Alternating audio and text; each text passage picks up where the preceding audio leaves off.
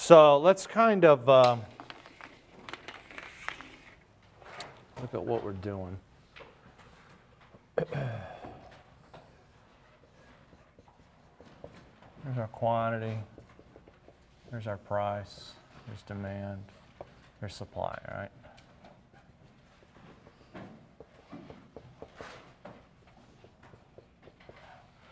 We've got some P star, Q star thing here, right? And we know that what's happening here, there's a lot going on, right? We know that we've got this quantity demanded is equal to quantity supplied.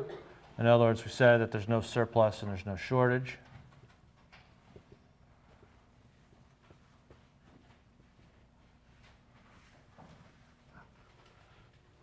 We know that at that point, price is equal to marginal cost, right? So that the price consumers are willing to pay for the unit is exactly equal to what it costs to produce the next unit.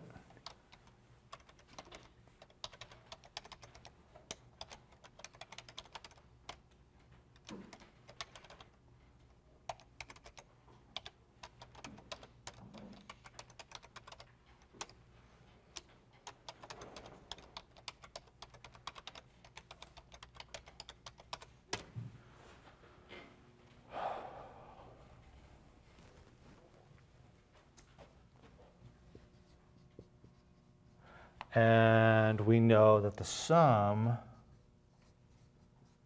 of consumer surplus and producer surplus is maximized, right?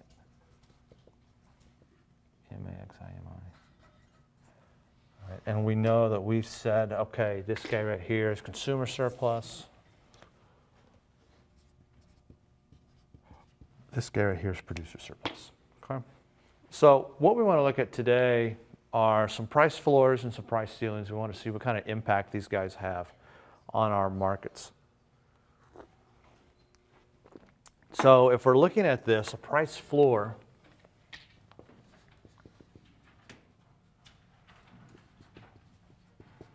is a price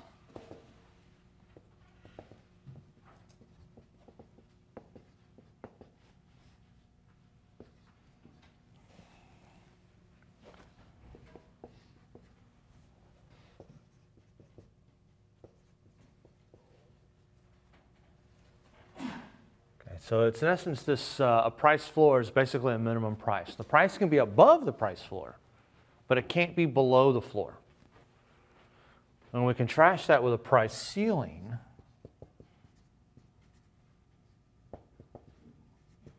Right, which is a maximum price.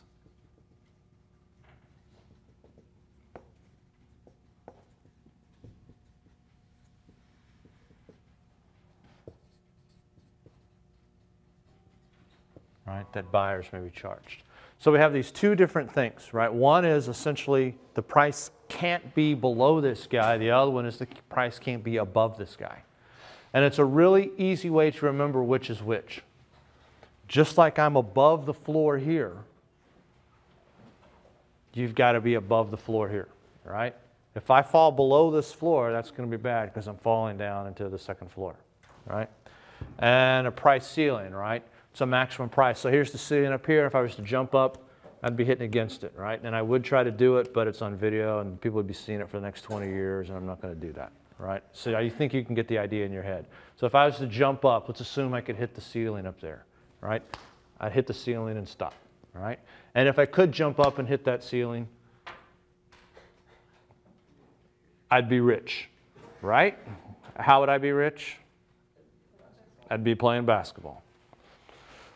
So let's look at these two different guys here. We got this price floor and we got this price ceiling.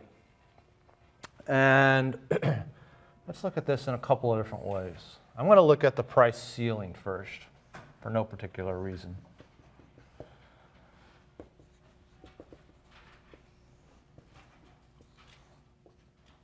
Okay. So here is our supply and demand curve, right? And here we are, it's the 1970s, and Israel gets into a war with its Arab neighbors, and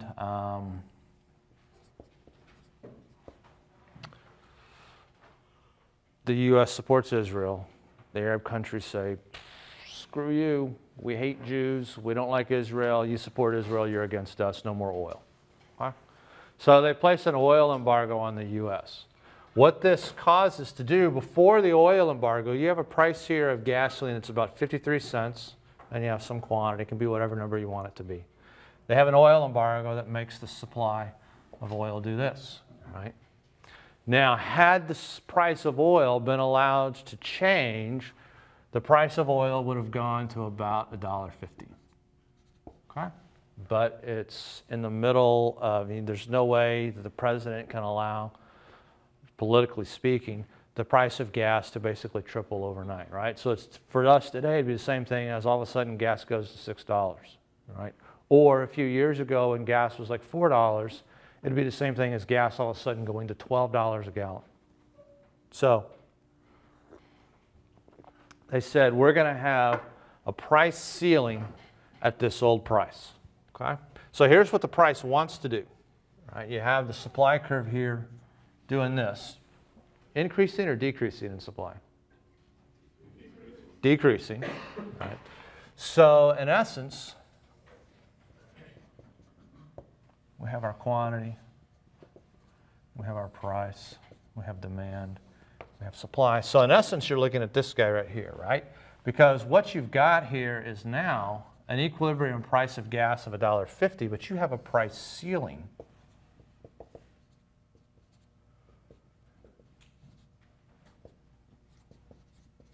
At this old price, right? At 53 cents. So let's look at what happens here. Here's our quantity demanded, bless you. Here's our quantity supplied. What do we have? Surplus or shortage? We have a shortage. Shortages do what to prices? Drive them up. So what will price do?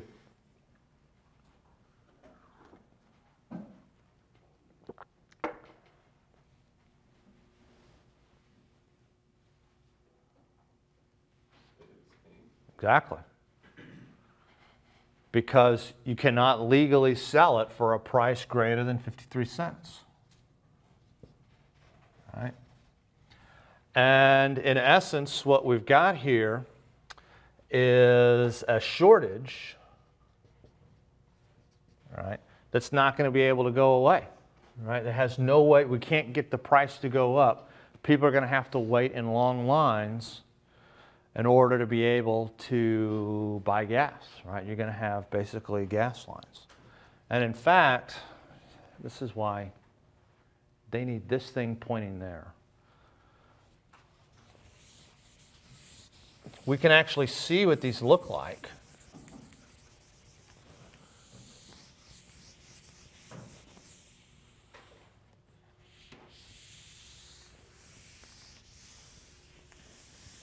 Is it all right if I don't bring the screen down?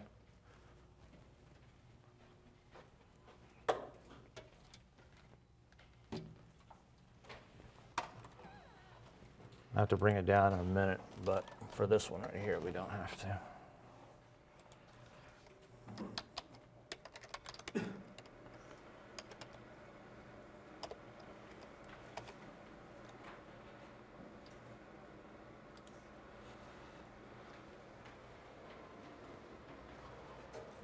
Actually, I tell you what, I will bring this down.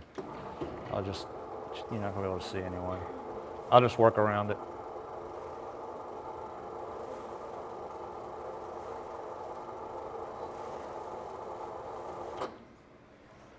So what we've got here is the result of this price ceiling on gas. And you can see it here, right? These are some of the pictures from the 1970s, and there was another one in 1979. So for example, here's this, I mean, here's the gas station right here. Here's where people are filling up, and here's the line for it. Right? And you can see the cars are going all the way back to here. Right?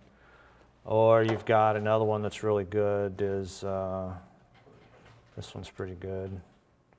Same thing here, here's your gas station. These cars are all queued up for gas. These cars are queuing up for gas, right? How are you going to deal with this shortage?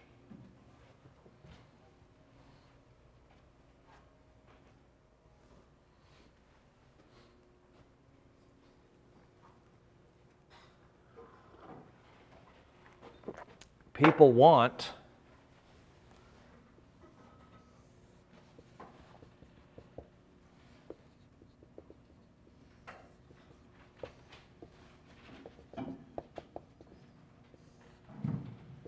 here's our price ceiling.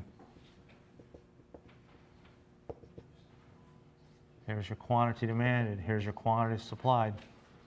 People want this much gas, but there's only that much available. What are you going to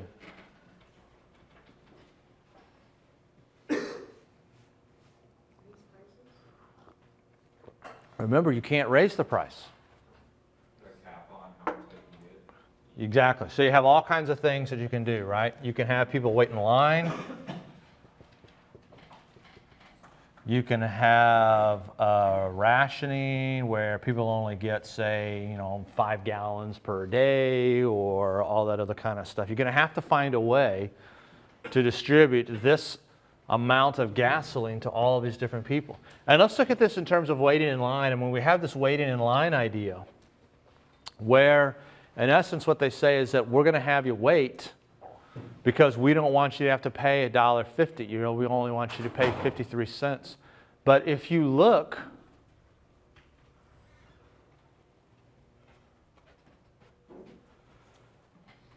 disorderly conduct will close the pump, right? If you guys start getting into fist fights, like this person is, all right, you're not doing it. We're going to close the pump. You won't have any gas. If you look at this person, look at this person way down here. How long are they going to have to wait in line for gas?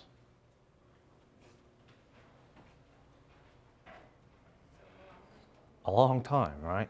You could wait for a couple of hours to get your gas. The interesting thing is that you really are paying the $1.50. How are you paying it? You're paying it in time, right? You're paying 53 cents in coin, you're paying $1.50 in time. And we can see this in other areas as well, right? We can also see this in the housing market.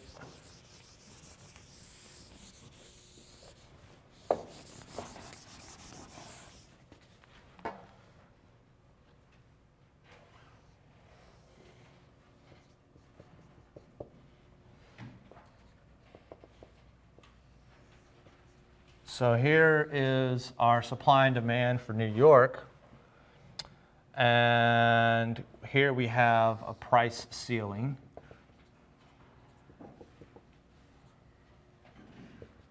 This guy is 1,200, and this guy right here is about 3,000. Now, what would we call this guy? This is the housing market in New York. What would we call him?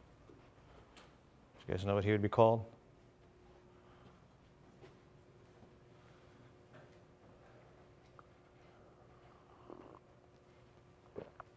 Rent.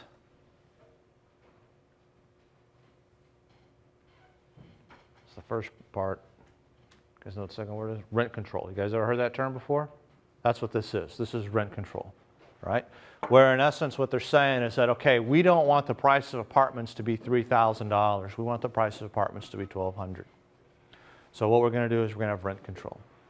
The reason that this came about is during World War II, they had a shortage of buildings because the government is buying up all the building materials to go fight Japanese and fight Germans and Italians, right? And so the prices of rent was going up, and people responded by saying, wow, this is getting really, really expensive. And so in New York, they said, okay, we're going to impose rent control. We're only going to impose it on these buildings. And they said, we're not going to impose it on any other buildings other than this. People said, okay, that's fine.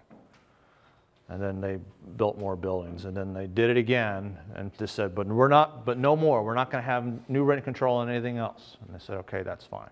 And then they did it again, a third and fourth time. And now you have a good chunk of the apartments within the city of New York are under rent control, right?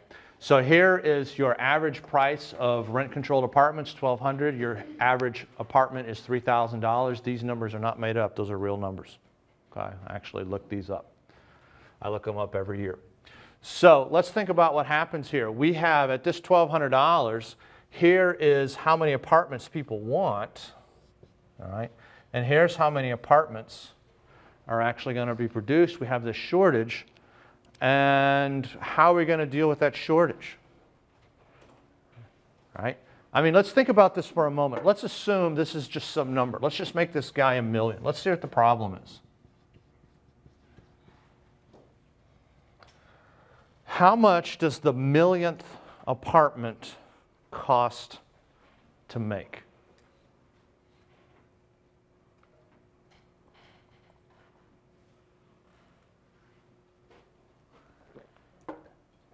$1,200. And how much is the 1,000,000th apartment worth?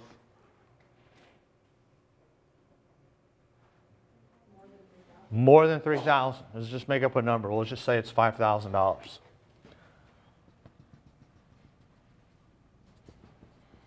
This guy is worth, say, $5,000, right? So let's assume that we stop and we don't make any more.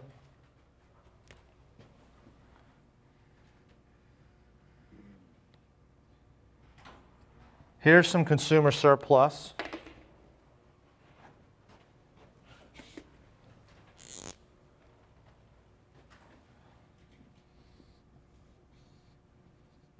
And here's some producer surplus. And what's true about this consumer and producer surplus, right? I mean, we've got this portion. What's true about these guys right here? This guy in blue and this guy in green.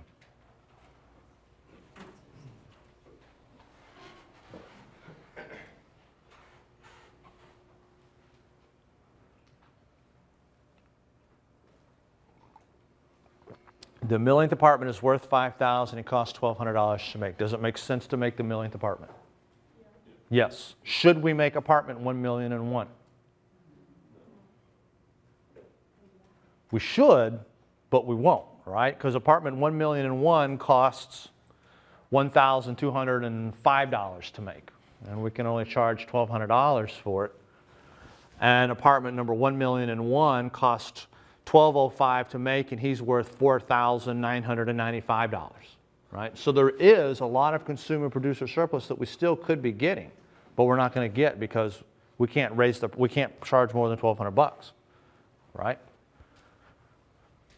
So what is this consumer surplus and this producer surplus? What are these guys right here?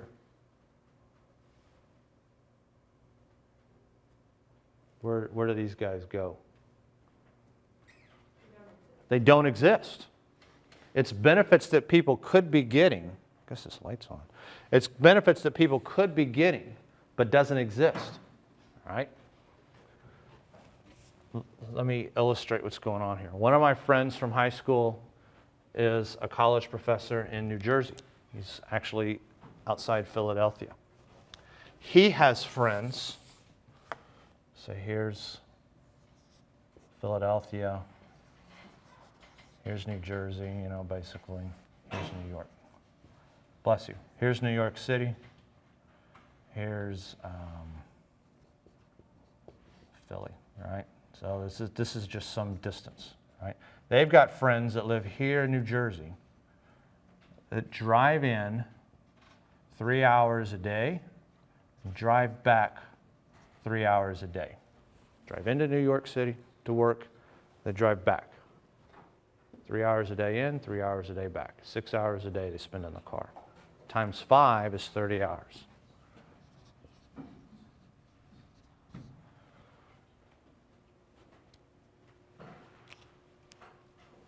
Why would they do that? Why not just go move to New York? It's $1,200. They can't find an apartment. When you guys want to find an apartment, how long does it take? 2 days? If that, right? If you want to find an apartment in New York, you can be on a waiting list for 30 years. 30 hours of your day, of your week, just driving to your job because you cannot find, you're on a 30-year waiting list for an apartment. 30 years, if you start at 25, 35, 45, 55, and you find it at 55, and you retire at 65, you've only got 10 years in the apartment, right? I mean, you only have a 40-year working career. And if it takes you 30 years on the waiting list, you've spent 3/4 of your working career. I mean, there's no point in moving now. I mean, you're basically done. Why move in now, right? What's the value of this? What does this represent? Exactly, right? I mean, this is a regular, almost a job in and of itself, just getting to your job. Would they be willing to pay more than $1,200 for an apartment? Totally, right? It's a huge waste of their time. It's the exact same thing here with our gas, right? Let's just make this guy a number. He's just some number. Whatever number it is that you want it to be, $10,000 a day. This 10,000th gallon of gas costs 53 cents. He's worth, I'm making up a number here, $3, right? Because of this price ceiling, there's all of this consumer producer surplus that never gets to come into existence. It's wasted. People say to themselves, I spent 2 hours waiting for gas.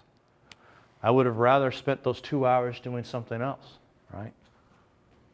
And you can actually see, like I said, a lot of this within New York, because you have now, I'm making up a number once again here, 3 million people that want these apartments, and there's only 1 million available, right? So people go on 30-year waiting lists.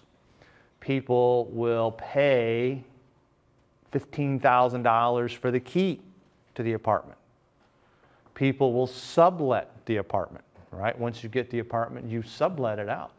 People will do all kinds of things. And in fact, one of the interesting things, how do you think the landlord responds to this? What's he going to do if stuff breaks down? He doesn't care. Why fix it?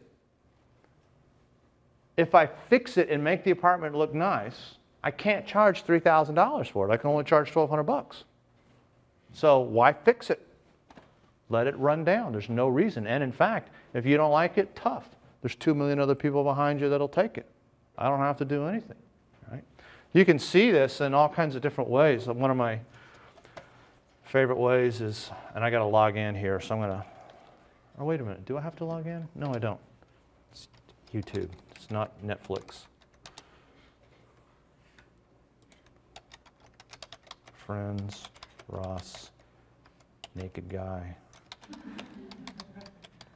apartment. Okay, so I'm sure you guys have all watched Friends. Maybe you have, maybe you haven't, I don't know.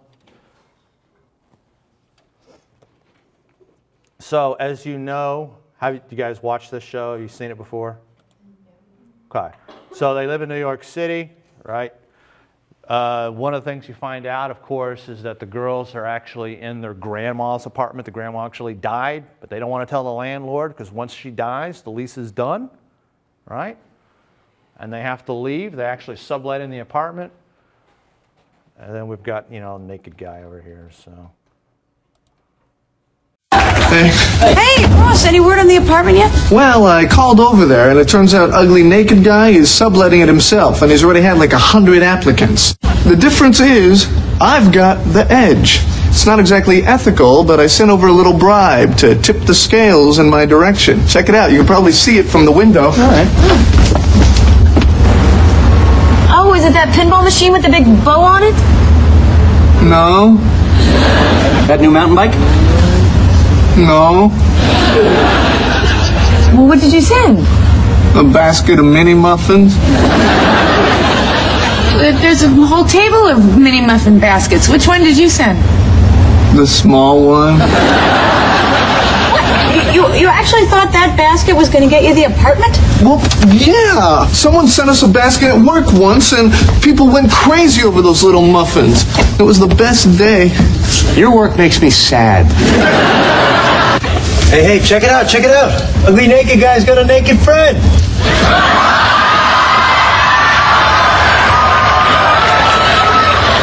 Oh, yeah. Oh, my God, that's our friend. It's Naked Ross. Would you like another mini muffin? Try the blueberry. They're delicious.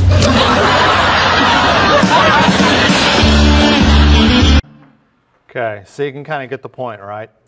I mean, in essence, those are the types of things you have to do to get the apartment. You don't just walk in and say, here's my money, I want the apartment, right? You have all of these other different ways of moving goods and services around that are, quite frankly, inefficient. Let's look at the price floor. Once again, here we have two different markets we can look at. We can look at agriculture, and we can look at the labor market.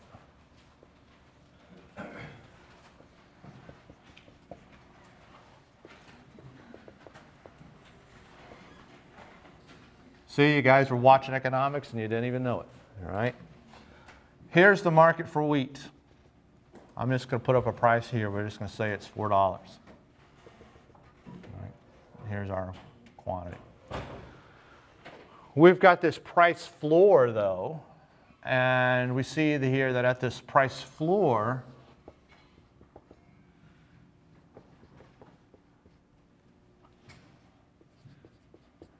we've got this price here of, say, $5, right? So here's our quantity supplied. Here's our quantity demanded. What do we have at the end of the growing season? Surplus or shortage? We got a surplus. Surpluses should do what to prices? Make them go down, right? But the price can't go down. So we continue to have the surplus. By the way, who's this policy designed to help? The buyer or the seller? The seller. Who's this policy designed to help? The buyer or the seller? The buyer. Does it help the buyer? Some of them. These guys right here, I'll just give them that because they have to live in a crappy apartment. These people over here, doesn't help them at all. All right? Same thing over here, right? We've got this surplus. Here's how much wheat people want to buy. Here's how much is being made. It's designed to help the seller. And these sellers get helped. But these sellers over here, they don't get helped. They lose out. There's no way for the price to fall legally to get the $4 to help deal with this surplus. Now here with agricultural products, it's interesting because there's a couple different things that you can do here. Number one, you could say there's a surplus, but we're not going to buy it up. All right, we're just going to let, if there's a, so here you are, you're the farmer, you've made all of this wheat. Doesn't make sense to keep making that wheat, right? So let's assume that the government doesn't buy the excess wheat. All right, they just essentially stop right here, right? So here, and once again, we'll just put in some numbers here. So this is just 100,000.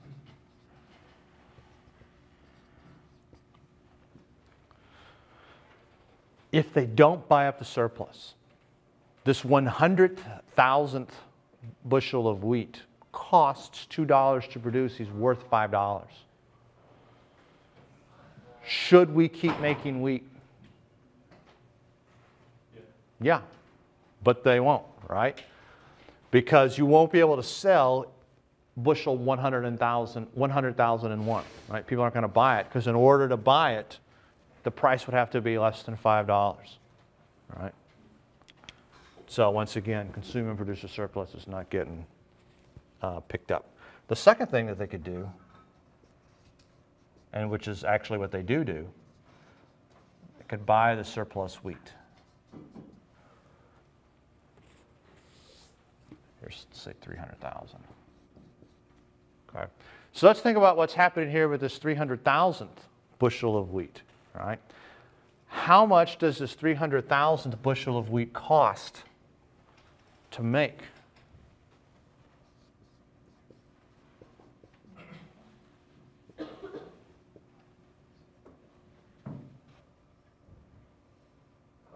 $5.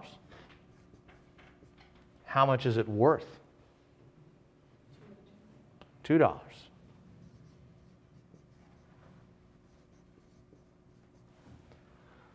Does it make sense to spend $5 to produce something that's only worth $2? No, right? And in fact, what we get here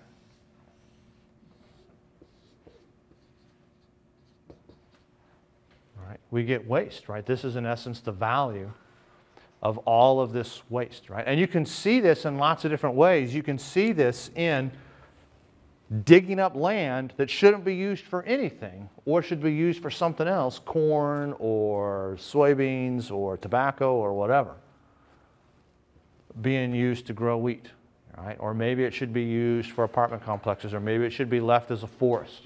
It should be left for anything. It could be anything that you want it to be. The point is that it shouldn't be growing wheat.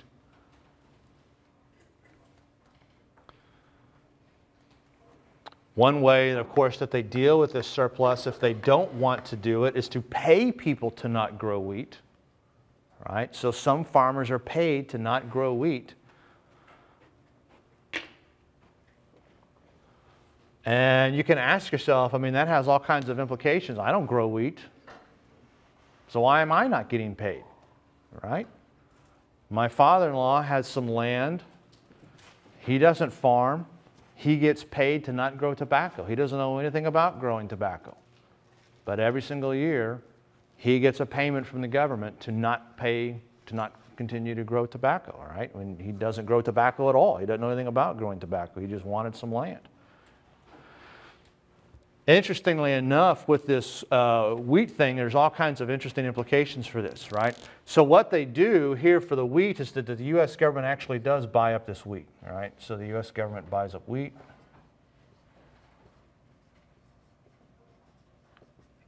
And then you have parts of the world like Somalia where you have a lot of famine. And so what they'll do is that they'll take this excess wheat and they'll send it to Ethiopia and Somalia and all that.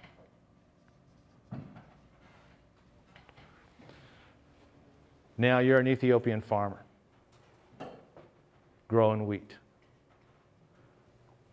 Free wheat from the government or the wheat that I'm going to charge you?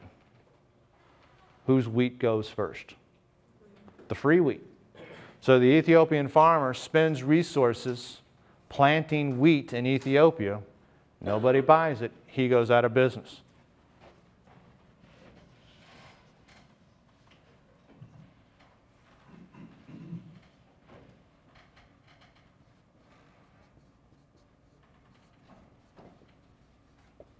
Which means next year, of course, what do they need?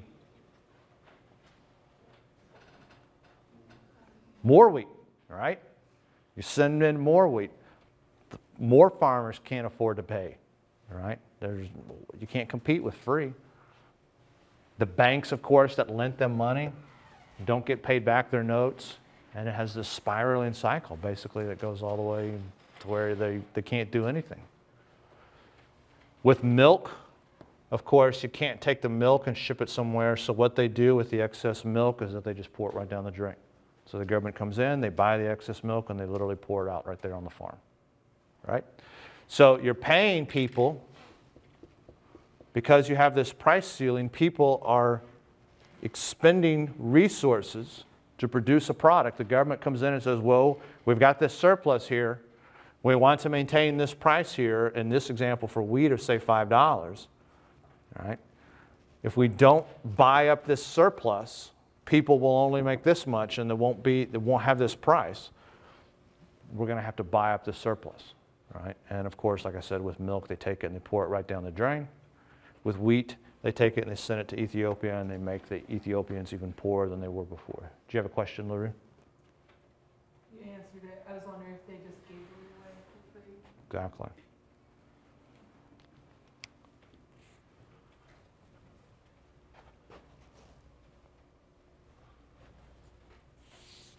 Once again,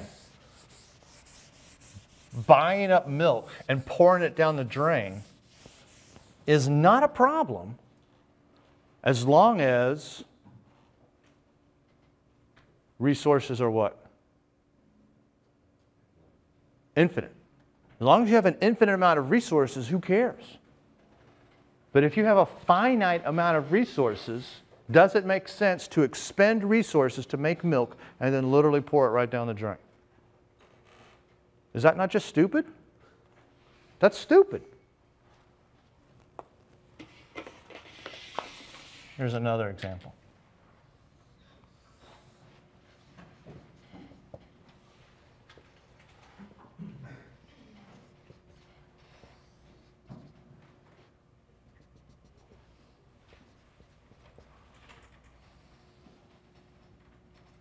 Let's assume we are looking at the labor market and we have a price ceiling here of, say, $8. What would we call this guy? Minimum wage, right? So I'm just using $8 because it's the federal minimum wage is one thing, but you've got all these other different states and cities that have set up different prices. I'm just making 8 and 6 because they're nice round numbers. So once again, here's our quantity demanded of labor. Here's our quantity supplied of labor. Surplus or shortage?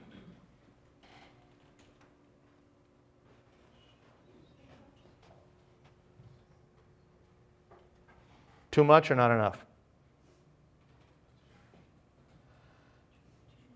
Too much, right? We've got a surplus. If we have a surplus of labor, what do we actually call that? Exactly. So once again, you have a policy here that's designed to help who? The workers. Does it help the workers? Some of them. Those first 10,000 that are able to get a job at $8 an hour versus $6 an hour, they're better off, assuming that their hours don't get cut. So is that a price ceiling or a price floor? It's a price floor. The price cannot go below this $8 price here. Thanks.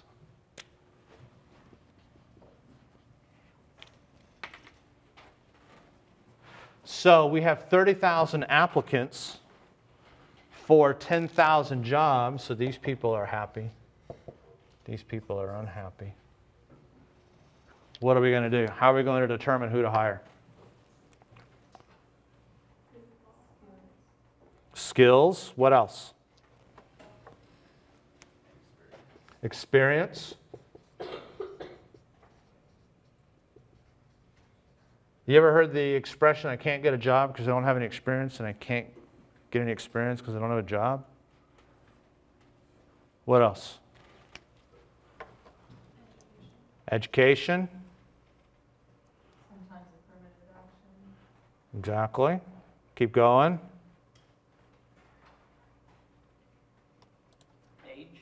Age.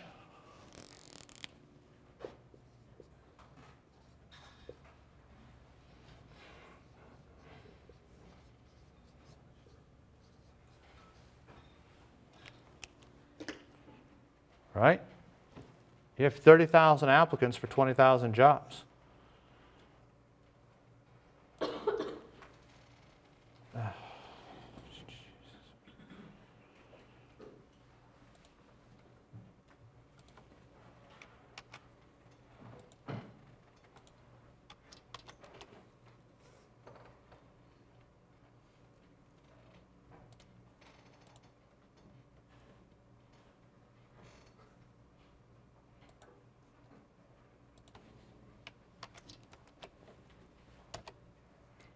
They've got these things locked up so tight, you can't even download the Java and stuff like that anymore. If they don't have it on here, and I don't know why. I don't know what any of that stuff does. I have no idea. I don't even know what that means. Microsoft Edge, that's completely confusing to me. I don't know what that means.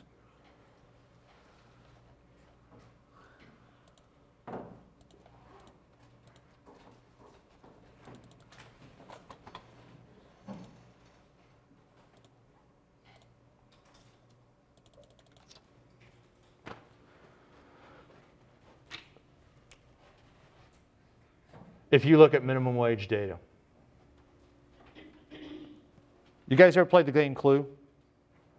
So you're playing the game Clue. You get the chance to look into the folder and see who the real killer is, where they were done, and all that stuff, right? And if you're wrong, you lose. Okay? Think of it like this, right? If I could look in the folder, what am I going to bet? Okay, I could bet my life, I could bet your life, I could bet $100, I could bet my house, etc. Right? I would not bet my life on this, and I would not bet your life on this. But if I could look in the folder and I could see exactly what the truth is and know what it is for 100% certainty, I'd bet my house on it for sure. If you look at the data for minimum wage data, what you see is that there appears to be discrimination that occurs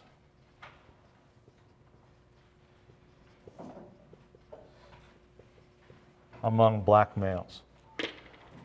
So you have this thing where if you look at the unemployment rates and the employment rates for black teenage males and you look at the same thing for white teenage males, the black teenage males are about 50%, depending upon when you're looking at the data. For white teenage males, it's like 30%. And it doesn't matter how you look at the data. You can look at it in all kinds of different ways. You're going to come up with the exact same sort of thing, right? And if you think about it, I mean, it makes perfect sense. I have 30,000 applicants for 10,000 jobs. I'm going to have to find a way to determine who I want to hire and who I don't want to hire, right?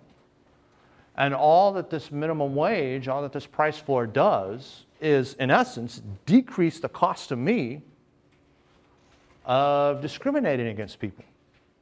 They've just made the cost go away because I've got 30,000 applicants for 10,000 jobs. I don't have to spend time interviewing all of these people. I can sit there and take a group of people and throw them out.